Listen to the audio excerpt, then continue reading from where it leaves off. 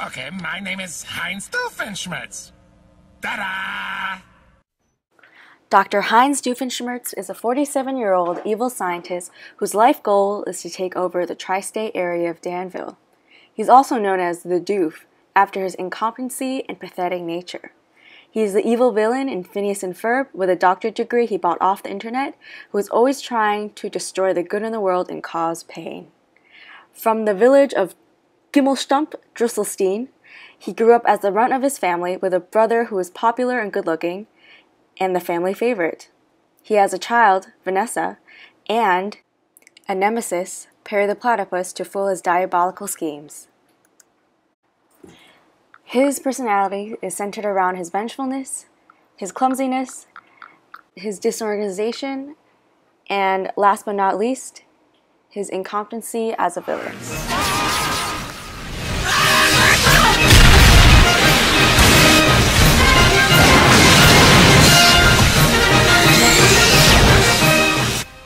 The question is, how can someone be so bad at being bad? This phenomenon can be explained through Freud's psychoanalytic lens. Backstory, Heinz Doofenshmirtz. Me? It's me, Perry the Platypus! Let's give him a big round of applause. First, we'll be using Freud's concept of subconscious versus conscious to explain Dr. Doofenshmirtz's behavior. In this episode, Dr. Doofenshmirtz creates a machine that extracts subconscious thoughts. It's like a TV clip show fueled by your own brain. Now, let's start our trip down Memory Strasse on the day of your birth in beautiful Gimmelstump, Drusselstein. I don't really remember much about it. I was pretty young at the time. I can feel it tingling. Something's coming out. Oh, how cute. But where's Mom? Dr. Doofenshmirtz's incompetency as a villain can be attributed to his subconscious that does not truly want to accomplish his victory in order to keep Perry the Platypus in his life. If Dr. Doofenshmirtz won or stopped planning, Perry would not come visit him every day. How are we supposed to go over that? Oh, curse you, Perry the Platypus. And by curse you, I mean thank you. By humiliating me, you have inadvertently provided me the last tragic backstory I need to put this baby over the top. Although Doofenshmirtz's affection for Perry the Platypus is subconscious, through the use of his innator, the audience becomes aware of his dependence on Perry the Platypus.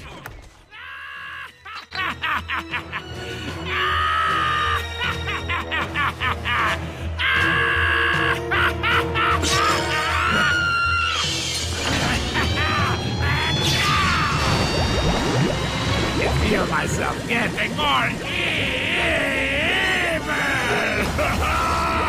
Feel the doom. Nothing can stop me now.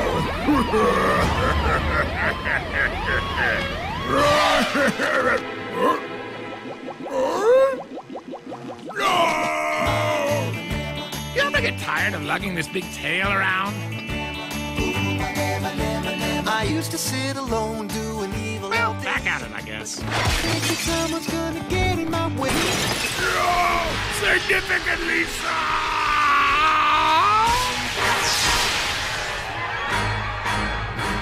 His subconscious desire to stay with Perry can be seen in his unexplained tendency to add self-destruct buttons and overly convenient off switches on all of his innators. But how did you get out of the Chinese platypus trap?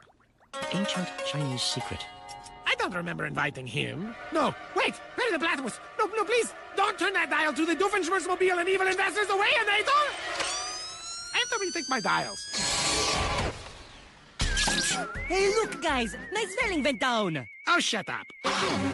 To the most evil dad in the whole world, happy Father's Day, love, Vanessa. Oh, a gift basket of switches and self-destruct buttons. Doofenshmirtz's drive and failure as a villain can be explained through an imbalanced psyche, id, ego, and superego. My mother's love was always inexplicably linked to kickball, and my brother was an expert from the start. But I lacked finesse, so when put to the test, I couldn't kick my way right into her heart.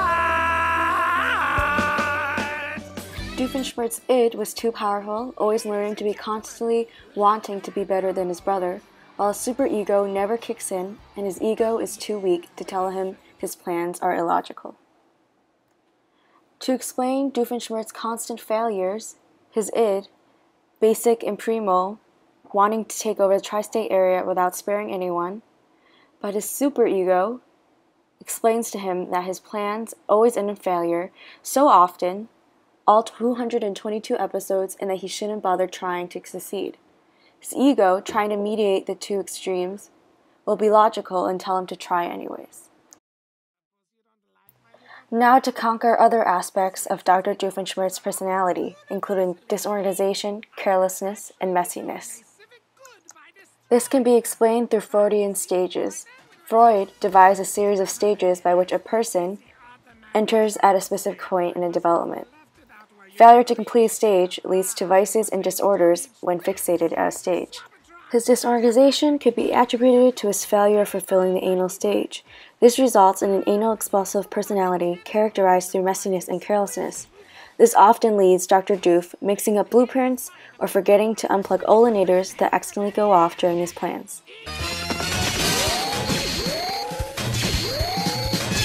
Shrinkinator, why haven't I unplugged this thing? I keep leaving myself notes and I keep forgetting.